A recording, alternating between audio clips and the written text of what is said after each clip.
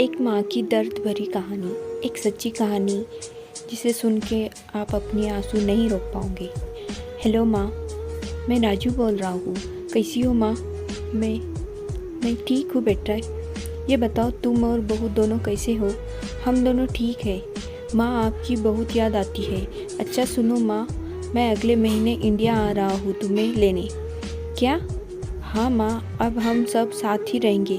नीतू कह रही थी माँ जी को अमेरिका ले आओ, वहाँ अकेली बहुत परेशान हो रही होंगी। हेलो, सुन रही हो माँ? हाँ हाँ बेटे। बूढ़ी आंखों से खुशी की आंसू बह निकली। बेटे और बहू का प्यार नस नस में दौड़ने लगा। जीवन के 70 साल गुजार चुकी सावित्री ने जल्दी से अपने पल्लू से आंसू पोंछे और बेटे से बात करने लगी। पूरे 2 साल बाद बेटा घर आ रहा था। बूढ़ी सावित्री ने मोहल्ले भर में दौड़ दौड़ कर ये खबर सबको सुना दी।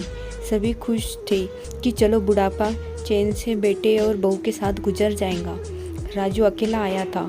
उसने कहा कि माँ, हमें जल्दी ही वापस जाना है, इसलिए जो भी रुपया पैसा किसी से लेना है वो लेकर रख लो, और तब तक मैं किसी प्रॉपर्टी डीलर से मकान की बात करता हूँ। मकान?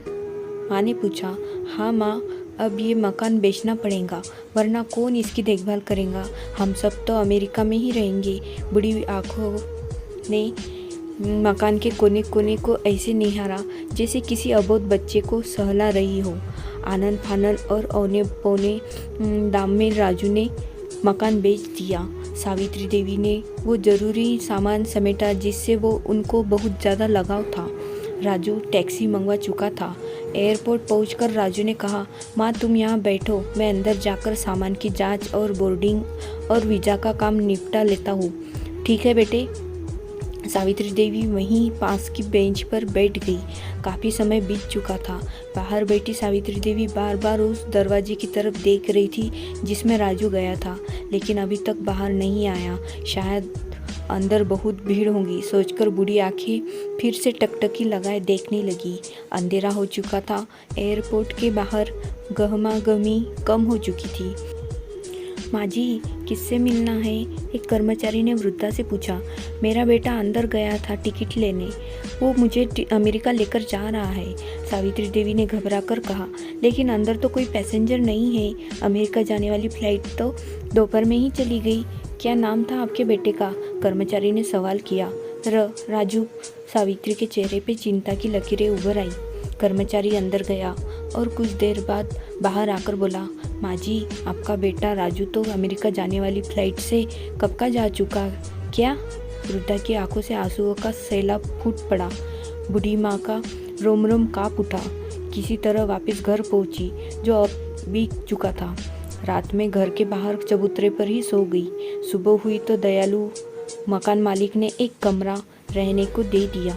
पति की पेंशन से घर का किराया और खाने का काम चलने लगा। समय गुजरने लगा।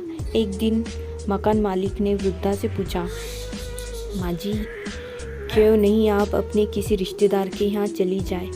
अब आपकी उम्र भी बहुत हो गई, अकेली कब तक रह पाएंगी? हाँ, चली तो जाऊँ, लेकिन कल को मेरा बेटा आया तो यहाँ फिर कौन उसका ख्याल रखेगा?